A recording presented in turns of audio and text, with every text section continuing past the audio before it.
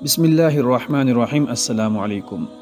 حضرت ابو ہریرہ رضی اللہ عنہ بیان کرتے ہیں کہ رسول اللہ صلی اللہ علیہ وسلم نے حضرت حسن رضی اللہ تعالیٰ عنہ کو بوسہ دیا۔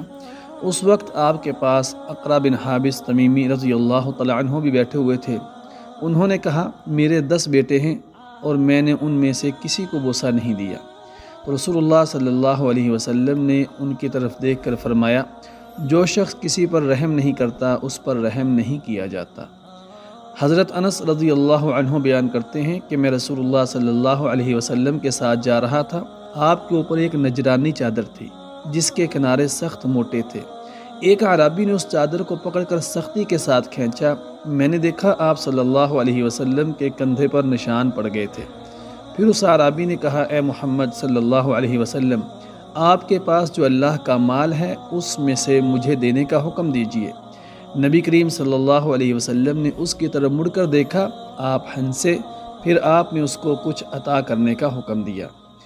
حضرت ابو ہریرہ رضی اللہ عنہ بیان کرتے ہیں کہ رسول اللہ صلی اللہ علیہ وسلم نے کبھی کسی کھانے میں سے عیب نہیں نکالا۔ اگر آپ کو کوئی چیز پسند ہوتی تو آپ اس کو کھا لیتے، ورنہ اس کو چھوڑ دیتے۔ حضرت ابو ہریرہ رضی اللہ عنہ بیان کرتے ہیں کہ آپ صلی اللہ علیہ وسلم سے عرض کیا گیا، یا رسول اللہ، مشرکین کے خلاف دعا کیجیے۔ آپ صلی اللہ علیہ وسلم نے فرمایا، مجھے لعنت کرنے والا بنا کر نہیں بھیجا گیا، مجھے تو صرف رحمت بنا کر بھیجا گیا ہے۔ حضرت ابو ہریرہ رضی اللہ عنہ بیان کرتے ہیں، نبی صلی اللہ علیہ وسلم نے فرمایا، میں مزاح بھی کرتا ہوں لیکن میں حق کے سوا کوئی بات نہیں کہتا۔ حضرت عمران رضی اللہ عنہ بیان کرتے ہیں کہ رسول اللہ صلی اللہ علیہ وسلم کے چہرے میں کمواری لڑکی کے چہرے سے زیادہ شرم و حیا ہوتی تھی، اور جب آپ کو کوئی چیز ناگوار ہوتی تھی تو ہم آپ کے چہرے سے جان لیتے تھے۔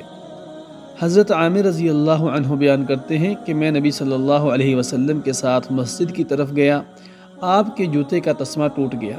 میں آپ کے جوتے کو ٹھیک کرنے لگا تو آپ علیہ السلام نے میرے ہاتھ سے جوتا لے لیا اور فرمایا، یہ خود پسندی اور خود کو دوسرے پر ترجیح دینا ہے، اور میں خود پسندی کو پسند نہیں کرتا، صلی اللہ علیہ وسلم۔